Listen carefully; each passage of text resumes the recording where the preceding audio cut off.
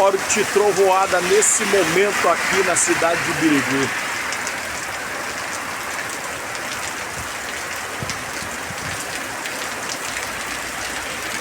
Olha as nuvens carregadas.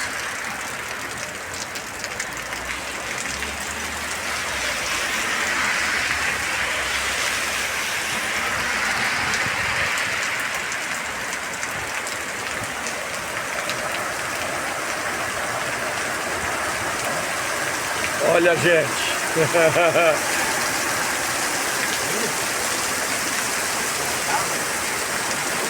Isso aqui sim é trovoada.